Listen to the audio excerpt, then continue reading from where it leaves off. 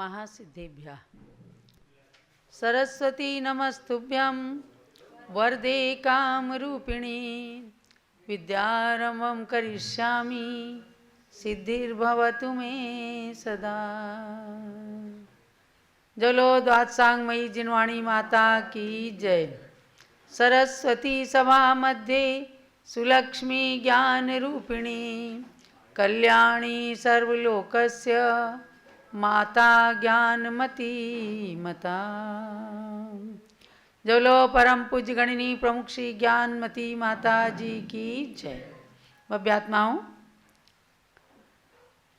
अपनी क्लास शुरू हो रही है और परसों पौष शुक्ला पूर्णिमा को भगवान ऋषभदेव का योग निरोध दिवस आया, अर्थात उन्होंने कैलाश पर्वत पर जाकर आयु के समापन समय में 14 दिन का योग निरोध किया।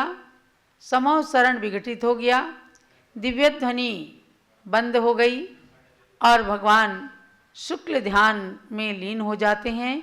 उस समय सारे इंद्र देवता और स्वयं भरत चक्रवर्ती भगवान की अखंड पूजा करने में लग जाते हैं। ऐसे उन ऋषभदेव भगवान ने 14 दिन के पश्चात माघ कृष्णा चतुर्दशी को कैलाश पर्वत से मोक्ष धाम को प्राप्त किया। वह 17 जनवरी की तारीख आ रही है, जब अयोध्या में पूज्य गणनी ज्ञानमती माता जी के सानिध्य में कैलाश पर्वत की प्रतिकृति के समक्ष, जहाँ भगवान की प्रतिमा योग निरोध अवस्था का लक्ष्य लेकर विराजमान है, उनके समक्ष निर्वाण लाडू चढ़ाया जाएगा। हमने परसों से दीप प्रज्वलित करा करके ऋषभदेव चरितम व्याख्यान माला प्रारंभ की है, क्योंकि भगवान ऋषभदेव का ये प्रसंग है।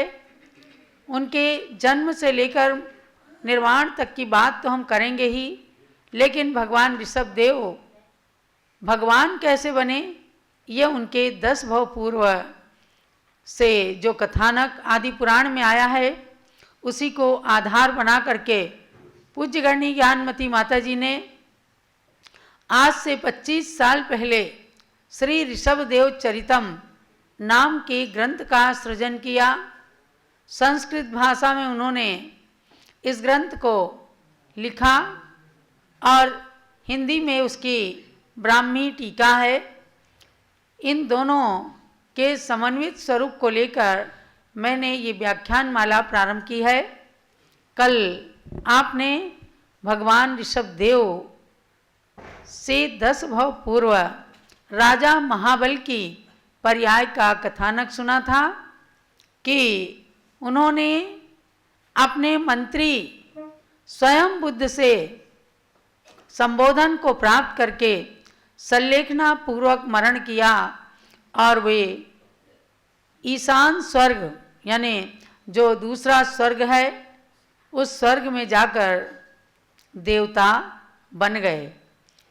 अब इसी प्रकरण में संन्यास मरण के 3 भेद बताए हैं। पूज्य माता जी ने संन्यास मरण के जो 3 भेद कहे हैं, उसी के भावार्थ में हिंदी में वर्णन आया है पेज नंबर 31 पर। आप सब लोग ये पुस्तक, ये ग्रंथ जम्बूद्वीप हसनापुर से मंगवा लेंगे तो बहुत ही सुविधा हो जाएगी। अन्यथा मैं तो आपको बता ही रही हूँ, ऋषभदेव चरितम सुंदर ग्रंथ है और इसके अंदर भगवान के पूर्व के 10 भवों का वर्णन है। उसमें से राजा महाबल ने जो संन्यास लिया उसके भेदों का वर्णन किया कि संन्यास मरण के 3 भेद हैं। एक भक्त प्रत्याख्यान, इन चीज़ों को आप नोट कर लो, क्योंकि स्वाध्याय सुनने का सार तो यही है। संन्यास मरण के 3 भेद हैं।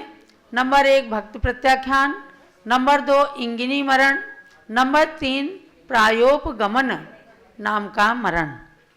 उनमें से जो भोजन की प्रतिज्ञा करके जो संन्यास मरण लिया जाता है, उसे कहते हैं भक्त प्रत्याख्यान। भोजन छोड़ दिया गया कि अगर कोई उपसर्ग है, कोई समय है, कोई परीक्षा का समय है, इतने समय के लिए भोजन छोड़ करके मरण किया गया तो भक्त प्रत्याख्यान कहलाता है।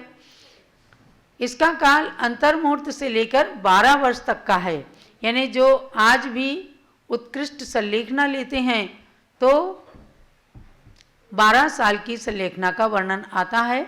आचार्य शांति सागर महाराज ने भी 12 साल की संलेखना ली थी और उसके बीच में ही उन्होंने समाधि पूर्वक मरण कुंथलगिरी में किया था।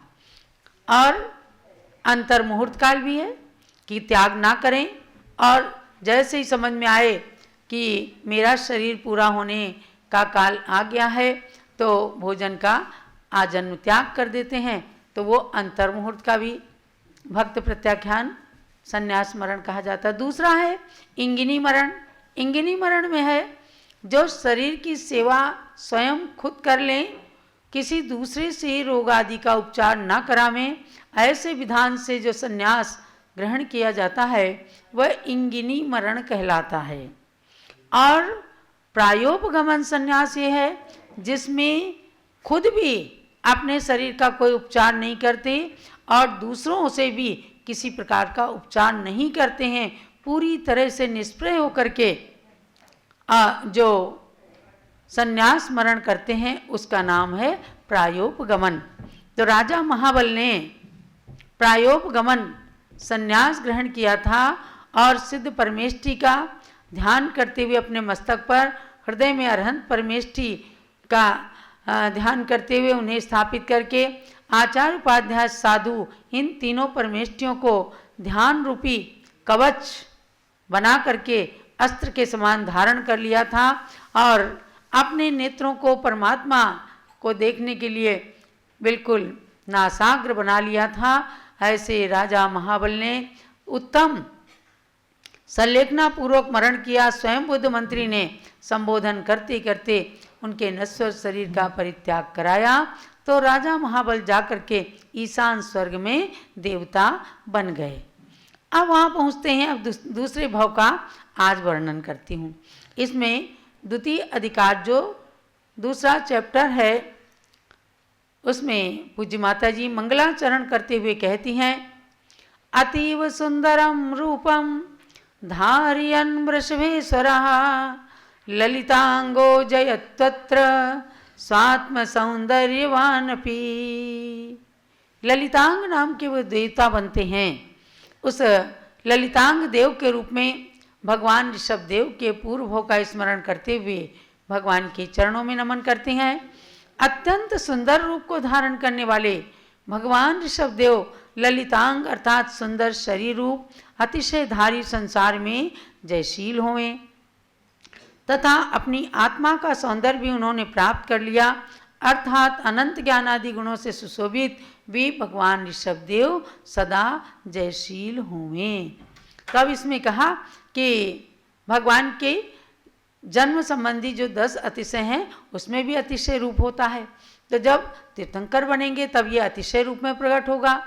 और पूर्व भाव से भी अब जब उन्होंने तीर्थंकर बनने की तैयारी प्रारंभ कर दी तो ललितांग देव के लिए भी कहते हैं ललित हैं, सुंदर हैं अंग जिसके, ऐसे दिव्य शरीर का धारक ललितांग देव वहाँ पर भगवान के द्वितीय भाव के रूप में जो स्वर्ग में जन्म लेते हैं उनके लिए कहा कि वहाँ पर अत्यंत रमणीक श्री प्रभ नामक विमान में उपपात शैया पर उत्पन्न होकर ललितांग देव उत्तम देव हो गए। जैसे नव यौवन से परिपूर्ण होकर कोई उठता है उसी प्रकार से बहुत सारे वैभव के साथ वे उपास शैया से उठते हैं। आश्चर्य से देखने लगते हैं मैं कहाँ गया, इतना सुंदर स्थान कहाँ पर है, ये क्या है। तो ऐसे चिंतन करते हैं तभी अनेक देव उनके पास आते हैं। आप आश्चर्य मत करिए, आपने उत्तम देवगति प्राप्त की है और आप हमारे स्वर्ग में आए हैं, आपका यहाँ पर स्वागत है। तो वो देवता वहाँ स्वागत करते हैं और सबसे पहले कहते हैं कि जो स्वर्ग का नियम है यहाँ पर नियोग का उल्लंघन नहीं करना। ऐसा नियोग होता है कि जब कोई उपास्य से उठें तो स्नान करके और सर्वप्रथम भगवान जिनेंद्र के अकृत्रिम चैत्यालयों में जाकर वहाँ अभिषेक और पूजन करते हैं। उसी अभिषेक और पूजन का वर्णन इसमें किया है। तो तिलोय प्रणति ग्रंथ के आधार से पूज्य माता जी ने इसमें गाथाएं दी हैं कि वे देव भक्ति युक्त मन से सहित होकर सैकड़ों स्तुतियों के द्वारा जिनेंद्र प्रतिमाओं की स्तुति करके पश्चात उनके अभिषेक को प्रारंभ करते हैं। देवता भी अच्छे से अभिषेक करते हैं। दिव्येण गंधेण दिव्येण पुप्पेण दिव्येण चुन्नेण दिव्येण नाणेण नित्यकालम अंचंती पूजंती, ऐसा कहा है। क्षीर सागर के जल से परिपूरित 1008 स्वर्ण कलशों के द्वारा वे देवगण महाविभूति पूर्वक भगवान का अभिषेक करते हैं। ऐसे ही ललितांग देव ने अन्य देवों के संबोधन पर वहाँ पर पूरा किया। वहाँ देवताओं की विशेषता बताते हैं कि ललितांग देव वहाँ 7 हाथ ऊंचे शरीर के धारक हुए। 1000 साल के बाद तो वो मानसिक आहार लेते थे, उनके कंठ में अमृत झर जाता है। और एक पक्ष में यानी 15 दिन में तो श्वासोच्छ्वास लेते थे। और अनेक रानियां उनकी वहाँ पर अनेक नियोगिनी देवियाँ थीं जिनके साथ वो सुख का भोग करते थे। मुख्य रूप से 4000 प्रमाण देवियाँ थीं और 4 महादेवियाँ थीं। उन 4 महादेवियों में बताया स्वयं प्रभा नाम की देवी अग्रणी उनकी देवी थी, कनक प्रभा, कनकलता और विद्युल्लता। ऐसी 4 महादेवियों के साथ वो खूब सुखपूर्वक रमण कर रहे थे। और 4000 तो देवियाँ थी। तो देवों के कोई काम तो होता नहीं है, वहाँ बढ़िया अपना कल्प वृक्षों के नीचे जा करके या कृत्रिम चैत्यालयों की वंदना करते हुए या अपने राजसभा के अंदर, इंद्र सभा के अंदर रात दिन मनोरंजन और तत्व चर्चा आदि करते थे। उसी प्रकार से ललितांग देव का जीव जो है वो वहाँ पर सुख में मगन था। एक वर्णन आया है, वहाँ अकृत्रिम जिन चैत्यालयों की जो वंदना करते हैं तो बताया कि हर अकृत्रिम चैत्यालय में 10 प्रकार के चिन्हों से चिन्हित ध्वजाओं का समूह वहाँ रहता है। तो जम्बूदीप प्रणति ग्रंथ के आधार से बताया कि वहाँ पर एक एक ध्वजा के मोतियों व मणियों की मालाओं से सुशोभित उत्तम 5 वर्ण वाली 108 दिव्य परिवार ध्वजाएं होती हैं। वर्णन चल रहा है ऋषभ देव भगवान का, उनका ये चरित्र है, ये ग्रंथ है। उसमें प्रसंग के अनुसार ज्ञानमती माता ही कहती हैं कि सन 1974 में जब भगवान महावीर का 25वां निर्वाण महोत्सव मनाया गया तो एक सिंबल बनाया गया जैन धर्म का 3 लोक का आकार, और दूसरा धर्म चक्र जगह जगह बनाए गए भगवान महावीर स्वामी के। तीसरा एक ध्वजा के बारे में चर्चा आई कि एक पंचरंगी ध्वजा बनाई जाए। आचार्य धर्मसागर महाराज जी वहाँ मुख्य आचार्य थे। उन्होंने कहा ज्ञानमती माता जी आप अगर हमें प्रमाण दे देंगी कि पंचरंगी ध्वजा दिगंबर जैन ग्रंथों के अंदर है, वर्णित है, तब मैं आज्ञा दूंगा। ज्ञानमती माता ने खोजा, पहले के स्वाध्याय से उन्हें स्मरण था तो जम्बूदीप प्रणति के अंदर से इस प्रमाण को निकाला और तब वो प्रमाण जब दिखाया गया तब आचार्य धर्मसागर महाराज ने मान्यता प्रदान की। और तब से लेकर आज तक जैन धर्म का केसरिया ध्वज के साथ साथ पंचरंगी ध्वज का वर्णन भी जो आया वह पंचरंगी ध्वज आज भी चल रहा है अनेक मंदिरों के ऊपर, और कहीं कहीं ध्वजारोहण में भी पंचरंगी ध्वज को स्थान दिया जाता है। ये मैंने आपको प्रमाण की दृष्टि से बताया कि ये कभी भी एक शब्द भी बिना प्रमाण के, बिना प्रूफ के कहती नहीं है।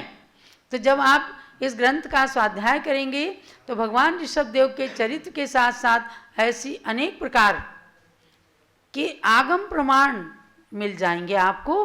तो इस प्रकार से जहाँ जहाँ पंचरंगी ध्वजाएं भी लहरा रही थी उन अकृत्रिम चैत्यालों की भी वंदना करते हुए ललितांग देव का समय व्यतीत हो रहा था।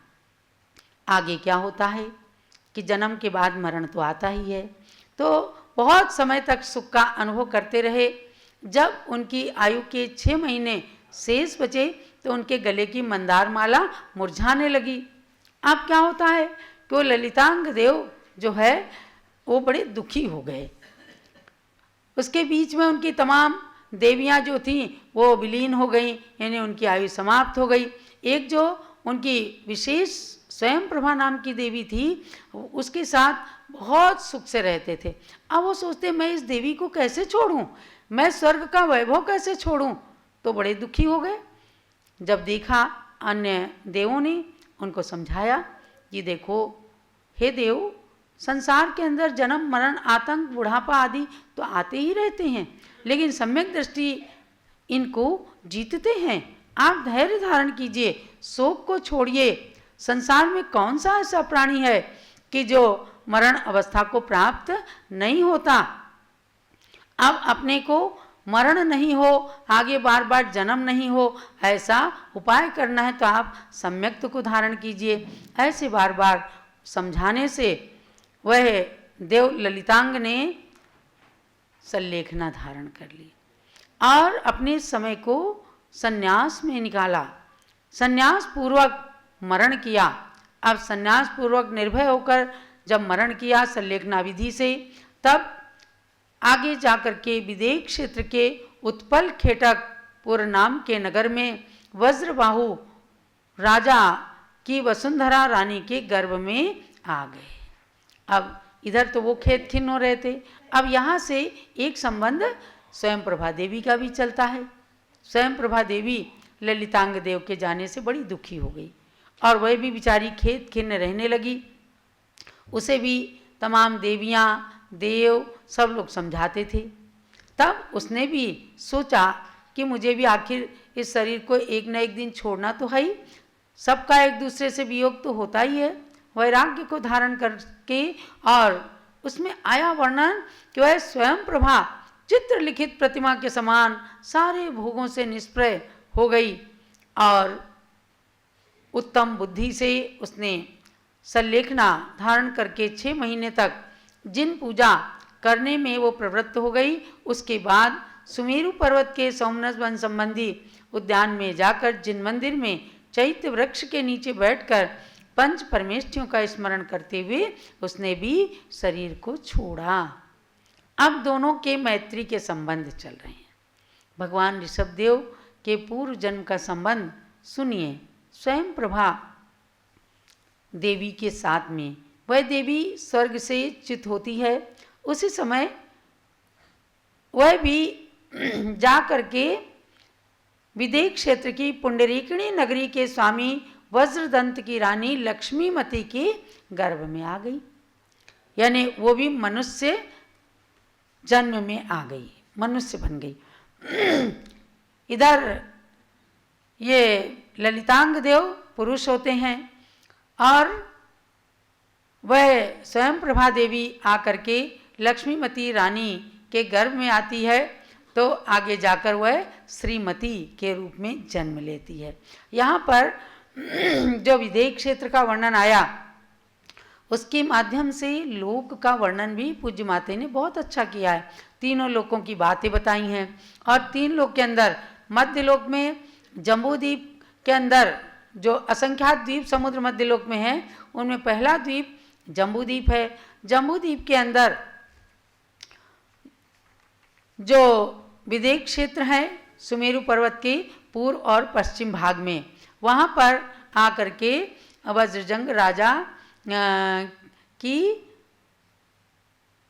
पुत्री हो जाती हैं। ललितांग देव शरीर को छोड़ करके वज्रजंग राजा हो जाते हैं। तो ऐसे अब देखो दोनों का संबंध कैसे जुड़ेगा। ये वज्रदंत चक्रवर्ती की कन्या श्रीमती के रूप में जन्म लेती हैं। अब स्वर्ग में हो चाहे मनुष्य गति में हो, जन्म और मरण का चक्र तो चलता ही है।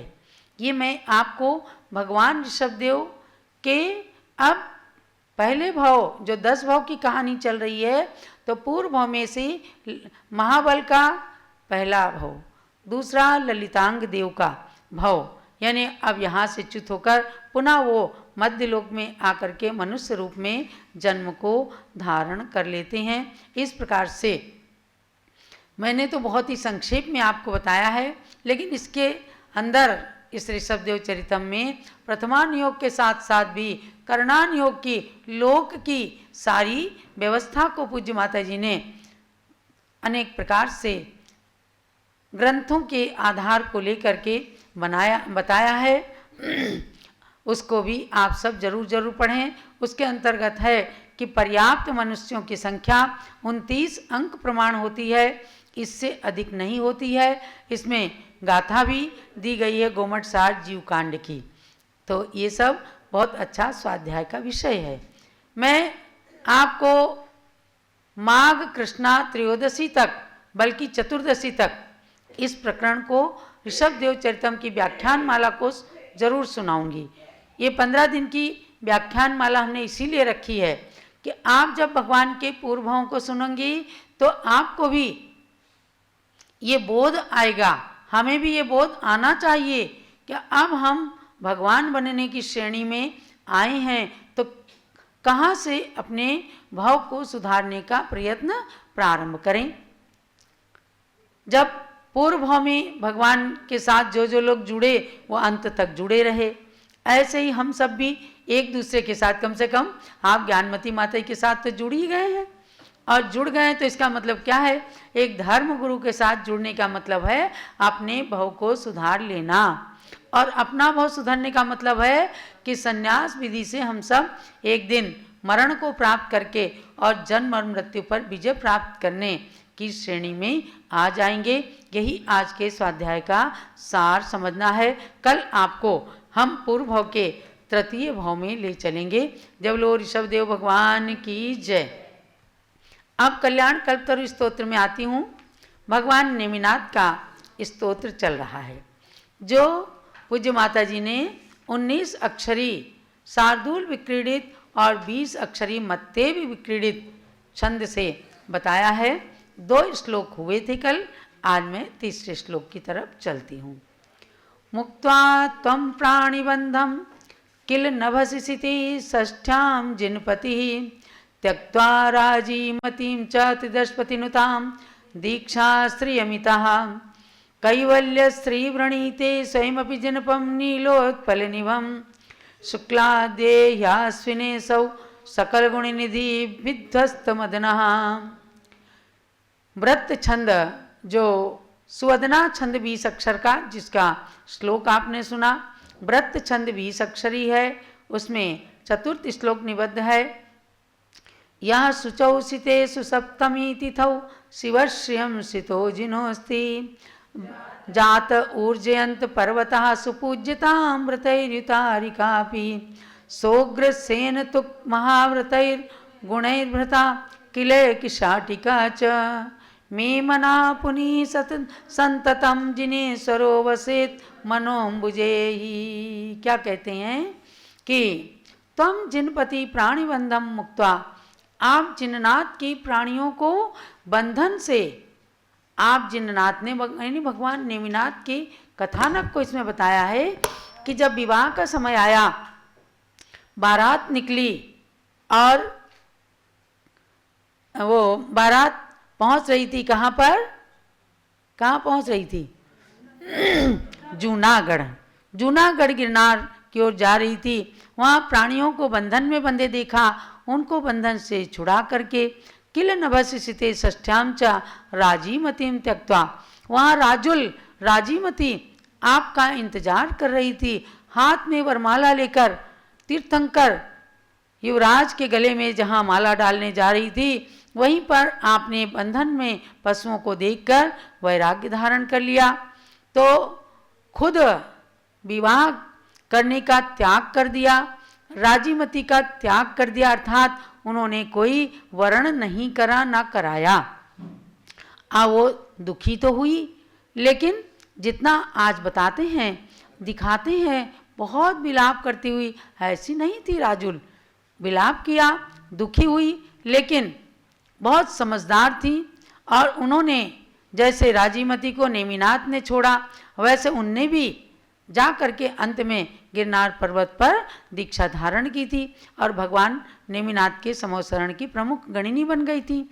तो उसी समय का वर्णन किया कि हे नेमिनाथ भगवान, आपने पशुओं के बंधन से, पशुओं को बंधन से छुड़ाकर श्रावण सुदी छठ के दिन राजीमती को छोड़कर इंद्रों से पूज्य दीक्षा धारण कर ली। पुनः आसोजवदी एकम के दिन आपको केवल ज्ञान प्रकट हो गया। आपके शरीर का वर्ण नील कमल के समान था और बहुत सुंदर थे। आप कामदेव को जीतकर संपूर्ण गुणों के निधान बन गए थे। बालयतियों में तृतीय बालयति बन गए थे भगवान नेमिनाथ। आगे के श्लोक में कहते हैं कि नेमिनाथ भगवान ने आषाढ़ सुदी सप्तमी के दिन मोक्ष लक्ष्मी को प्राप्त कर लिया। मुक्ति को प्राप्त करने से ऊर्जयंत पर्वत भी पूज्य हो गया। गिरनार का दूसरा नाम है ऊर्जयंत गिरी। और वह व्रतों से युक्त राजीमती भी आरिका व्रतों को धारण करके पूज्य हो गई, जो राजा उग्रसेन की कन्या थी और महाव्रतों से और गुणों से परिपूर्ण होकर एक साड़ी धारण करने वाली महान आरिका गणिनी माता बन गई। हे जिनेन्द्र देव, इन सब विशेषताओं से संयुक्त आप तृतीय बालयति बाल ब्रह्मचारी तीर्थंकर भगवान हुए। आप मेरे मन को पवित्र करें और मेरे मन कमल में सदा विराजमान रहें। तो देखो, बाल ब्रह्मचारी भगवंतों की स्तुति अपने आप में बहुत विशेष होती है। उनसे उनके गुणों का स्तमन करने से ब्रह्मचर्य की दृढ़ता आती है। तीर्थंकर जैसे महापुरुषों ने भी इस व्रत को धारण करके अपना नाम बाल ब्रह्मचारियों की श्रृंखला में प्रस्तुत किया। आगे 5वें और 6ठे श्लोक के द्वारा इसका समापन करते हुए कहती हैं पूज्य माता जी, प्रमदानंद छंद 20 अक्षरी छंद है। भववारिदौ वृणुता मया कथमप्यवाप्य सुशर्मदाम व्रतशील संयम संपदम तदधुना प्रमाद इहास्तु माम प्रभुनेमिनाथ प्रयच्छ शांतिमभीप्सिताम अविनश्वरीं प्रणमाम्यहम जिन पुंगवम शितशंख चिन्ह समन्वितम। अर्थात ही भगवान, इस संसार समुद्र में डूबते हुए मैंने बड़ी मुश्किल से मोक्ष को प्रदान करने वाली ऐसी व्रतशील और संयम रूपी संपत्ति प्राप्त की है। यहाँ अब उसमें प्रमादी न हो, ये कौन कह रहा है? ज्ञानमती माता जी। भगवान नेमिनाथ की स्तुति करते हुए, चूंकि इन्होंने भी विवाह नहीं किया, बाल ब्रह्मचारिणी 20वीं सदी की ये प्रथम आरिका बनी। ये कहती हैं, ये संयम की संपत्ति बड़ी दुर्लभता से मैंने प्राप्त किया है, अब उसमें प्रमाद न आने पाए। हे प्रभो, हे नेमिनाथ भगवान, मुझे अविनाशी और अभीप्सित शांति प्रदान कीजिए। आपका श्वेत शंख का चिन्ह है, आप जिन पुंगव हैं, तो आपको बारंबार मेरा नमस्कार हो। बारंबार नमस्कार करने से आत्मा खुद भी नमस्कृत्य हो जाती है। अंत में अनुष्टुप छंद में कहा है, 10 चाप समुत्सीधा सहस्राब्दायुरन्विता सिद्धिकांता पतिर्नेमी मे स्यात् सर्वार्थ सिद्धये। हे भगवान, आपके शरीर की ऊंचाई 10 धनुष, यानी धीरे धीरे घटती गई ना, महावीर भगवान की 7 धनुष की हो जाएगी और भगवान ऋषभदेव की 500 धनुष की थी। तो ऐसे धीरे धीरे घटते हुए भगवान नेमिनाथ, आपकी शरीर की ऊंचाई 10 धनुष और यानी 40 हाथ की थी। आपकी आयु 1000 वर्ष की थी। ऐसे सिद्धि कांता के पति नेमिनाथ भगवान मेरी समस्त मनोरथों की सिद्धि के लिए हुए। अर्थात वे भगवान नेमिनाथ, जिन्होंने विवाह का भाव तो बनाया, लेकिन बंधन में पशुओं को देखकर और वे अपने अवधि ज्ञान से समझ गए कि ये कोई षड्यंत्र मेरे साथ किया गया है। उनके राज्य काल में ऐसा नहीं था कि लोग पशुओं को मार करके बारात में मांस खिलाते थे। ये केवल एक षड्यंत्र था कि नेमिनाथ किसी प्रकार से संसार से वैरागी हो जामे, और इस बात को उन्होंने अपने वैदिक ज्ञान से जान लिया। अवधिक ज्ञान से जान करके उन्होंने सब कुछ जान लिया, ये कौन मेरे साथ कर रहा है। अब उनको तो कोई निमित्त चाहिए था, ये निमित्त मिला और वे वैरागी बन गए कि संसार देखो कितना स्वार्थी है। संसार के अंदर किसी का कुछ भी भरोसा नहीं है, कब किसके साथ कौन अन्याय करेगा, कब किसके साथ कौन विश्वासघात करेगा, ये पता नहीं है। तो इन सब बातों को सोच करके, और वे तो तीर्थंकर थे, साक्षात भगवान, उन्हें तो बनना ही था भगवान। उन्होंने तुरंत वैराग्य धारण कर लिया। और राजुलमती ने भी दीक्षा धारण करके और भगवान नेमिनाथ के समोसरण की वे गणिनी आरिका बन गईं। ऐसे दोनों के तपस्या स्थान उर्जयंत पर्वत, वहाँ का सिरसा वन कहा जाता है, यहाँ पर राजुल ने खूब तपस्या की थी। आज भी सिरसा बने, वहाँ से होकर के लोग पर्वत की वंदना करके नीचे उतरते हैं। तो भगवान नेमिनाथ के दीक्षा, केवल ज्ञान और मोक्ष कल्याणक से पवित्र गिरनार पर्वत और राजुल की तपस्या से पवित्र गिरनार पर्वत को भी बारंबार नमन है। सौरीपुर वटेश्वर, द्वारावती और गिरनार पर्वत की वंदना करते हुए बारंबार